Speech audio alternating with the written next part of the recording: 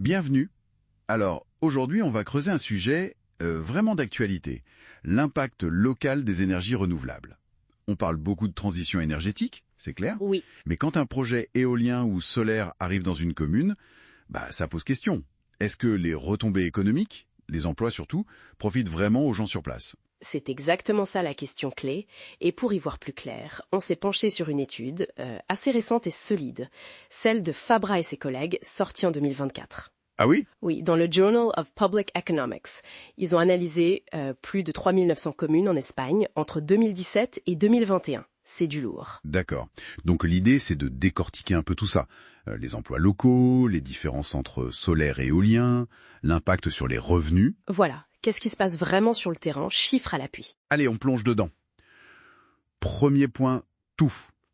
L'emploi local. Solaire contre éolien.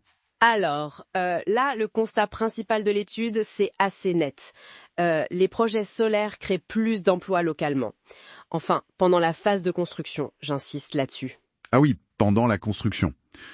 On a des chiffres, une idée de grandeur? Oui. Pour le solaire photovoltaïque, l'étude parle d'environ 0,55 emplois année créés sur place, par mégawatt, le MW, installé. Un emploi année, c'est une personne à temps plein pendant un an, c'est ça?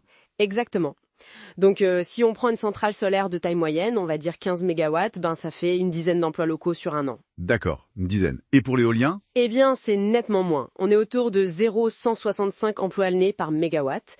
Donc, pour un parc éolien moyen, 28 mégawatts par exemple, ça fait moins de 5 emplois locaux. Ah oui, quand même. Moins de la moitié. L'écart est significatif. Pourquoi cette différence?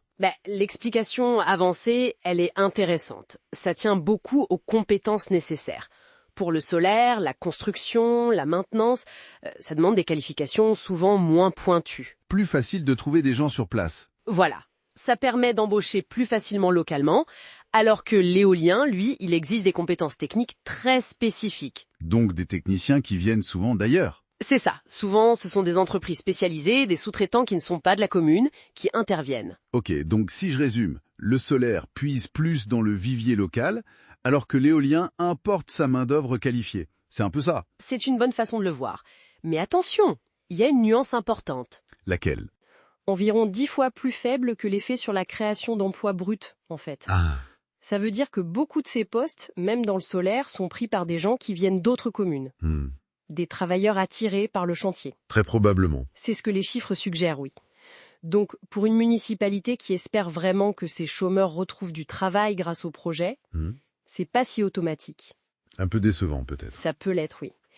Et autre point important, une fois que la construction est finie, Oui. que ce soit solaire ou éolien, les effets sur l'emploi local deviennent très faibles, voire non significatifs statistiquement. Le gros de l'emploi, c'est vraiment le chantier. D'accord. C'est très clair. C'est très concentré sur la phase de construction. Et les effets indirects, est-ce que ça tire un peu d'autres secteurs? Le commerce, les services locaux? Très peu en fait. D'après l'étude, la création d'emplois reste vraiment cantonnée au secteur de la construction, les activités spécialisées, les installations électriques. Donc pas vraiment d'effet d'entraînement? Pas significatif.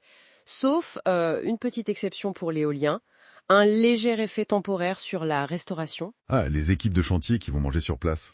Oui, on peut imaginer que c'est lié aux équipes qui viennent de l'extérieur justement, mais c'est temporaire. Et si le projet se fait juste à côté, dans la commune voisine, ça déborde un peu? Alors, c'est intéressant. Les investissements chez les voisins n'augmentent pas vraiment l'emploi dans la commune étudiée. Par contre, ils font baisser un peu son taux de chômage. Ce qui veut dire que des habitants de la commune trouvent du travail, mais sur le chantier d'à côté. C'est ça.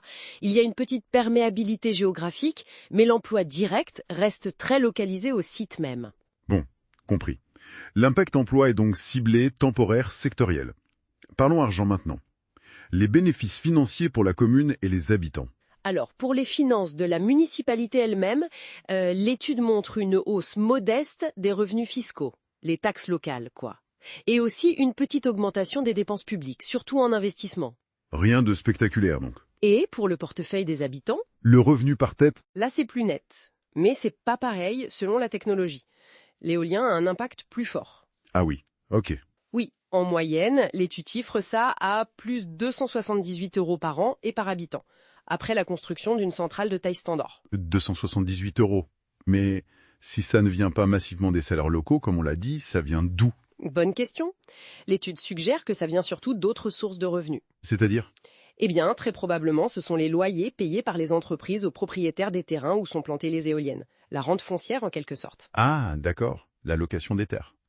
Et pour le solaire? Pour le solaire, l'impact sur le revenu par habitant est plus faible, plutôt autour de plus 42 € par an. Beaucoup moins. Oui, et cette hausse-là, elle semble davantage venir de l'augmentation des salaires locaux, même si elle est limitée, comme on l'a vu. D'accord. Donc, pour résumer un peu tout ça, le tableau est assez nuancé, hein. Tout à fait. Oui, les renouvelables créent de l'activité, c'est sûr. Mais l'emploi local qui reste sur place, surtout après la construction, c'est limité. C'est ça. Le solaire semble un peu mieux parti pour l'embauche locale directe, mais pendant le chantier seulement.